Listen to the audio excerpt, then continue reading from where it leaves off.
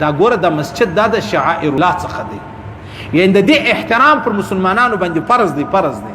ځان ته خبره ده چې اسلام آباد کې د مندر اجازه سته، صحیح شو، علاحده په بجټ ولره روپۍ ولره یږدي، لیکن د مسجدو د نړېدو دپاره بیا علاحده بلډوزران چې دی هغه راولي، مسجد نړوي مندر جوړوي. معنا د هغه ده چې یا الله موږ تا ته محتاج نه یو، موږ هغه بوتانو ته محتاج یو چې کوم هندوان و عیسایان چې د هغه سجدې ورته کوي. دې خو د هغه معنا ده، بله معنا خو به نو نه وي. په هغه وطن کې چې نه مې د مدینې ریاست اوسګر سره پرېږدي، یا یې پرېښی دی یا یې دعوه چې د هغه لري، او حال دا دی چې د الله و کورو ته دونه تاوان ورسېږي.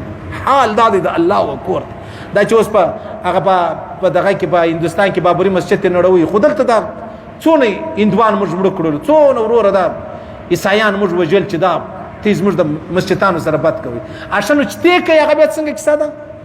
یعنې دې دا معنا ده که هندو کافر والله ته شکنځا وکړه نعوذ بالله موږ بیا وژنه، او که مسلمان وکړه پروا نه لري. اول د مسلمان ژبه سړی پرې کې، ته خو مسلمان ومې، ته خو الله پېژنې، د هغه باوجود دا کار کوې، ته خو مسلمان ومې، د الله کور در معلوم دی، د هغه باوجود د الله کور نړوې.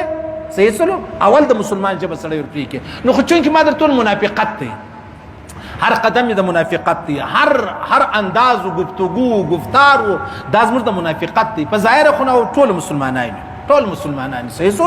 د مسجد په نړېدو کې خلک دی څه عقل خاص ته که په جوړېدو کې چې مسلمانان اخلي. مسجد په نړېدو کې هېڅ بیا نه کلمه چلیږي، نه اسلام چلیږي، نه قرآن چلیږي. د هغه وروره پولیس دي، د هغه پوجیان دي په مسجد ننوځي په ګوټو موټو داسې سر راغورځي، خاص ته به د سیکانو عبادتخانې له ورغلي. دې ته چې شوی دې ته منافقان وایي.